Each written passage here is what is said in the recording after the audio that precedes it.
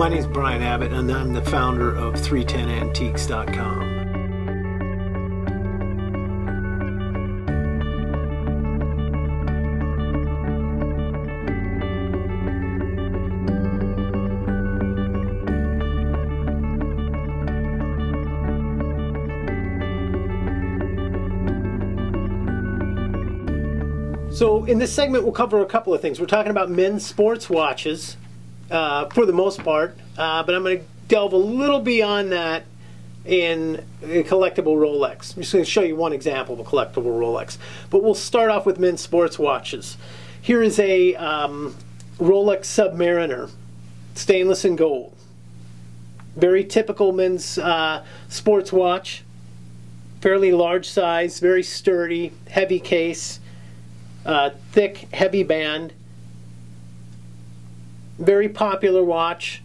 Rolex watches, as a lot of people understand, they hold their value very well over time. Much more so than most retail products. And there's a good reason for it. Rolex protects their brand very well. But in terms of value in men's sports watches, you know, the mainstay in the market is Rolex, really. There are other models, Tag Heuer, Omega. You know, those are both good watchmakers and good sports watches, but Rolex is kind of the mainstay. Authenticating a Rolex, that's something a lot of people are curious about. A lot of people know that there are fakes on the market, and they wonder what it is, how it is a dealer can tell a fake or an authentic Rolex. Now, I'll tell you a couple of things. Something that I'd heard since I was a kid was the way that the second hand moves, how it sweeps around the dial, where generally a quartz watch will tick. The second hand will tick and stop and tick and stop and tick and stop. A Rolex will generally glide, and although you'll see very slight pause as it goes, it's generally just gliding around the dial. So that indicates that it's not a quartz watch, not necessarily that it's an authentic Rolex. One of the things, probably the key factor in authenticating Rolex, and this is just very true, perfection.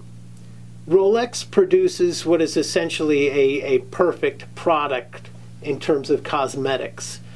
So if you're interested in whether your Rolex is authentic or not, or certainly whether or not your Rolex dial is authentic, because you can replace your dials, you want to take a high power loupe, maybe a 10 power magnifying glass, what we call a jeweler's loupe, and look at the dial and look at the lettering. The lettering on a Rolex dial is absolutely perfect. You don't see any running of the dye or the paint. You don't see additional little dots or bleeding where the letters are. They're just perfectly squared and perfect consistency throughout in the lettering.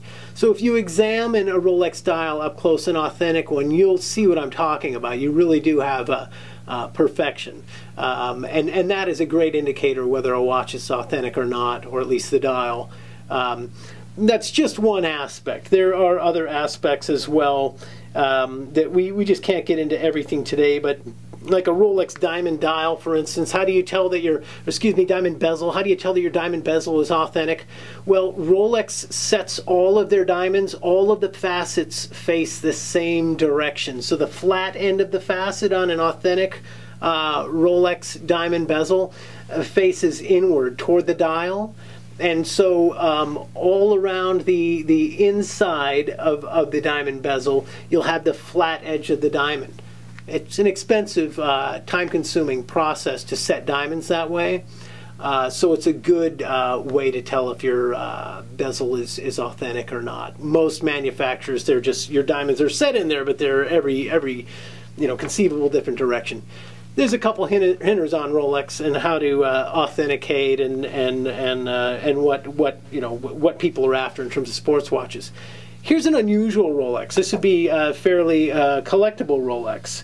This is a Second World War era Rolex. This was made in 1943.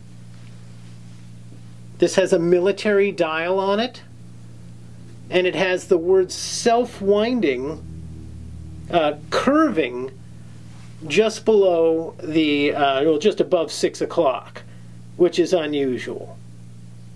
This is a bubble back. Most people think a bubble back has something to do with the back of the watch case. It really doesn't. It has to do with what's in between the lugs on a watch case. When they, in a Rolex, a bubble back has this flat surface in between the lugs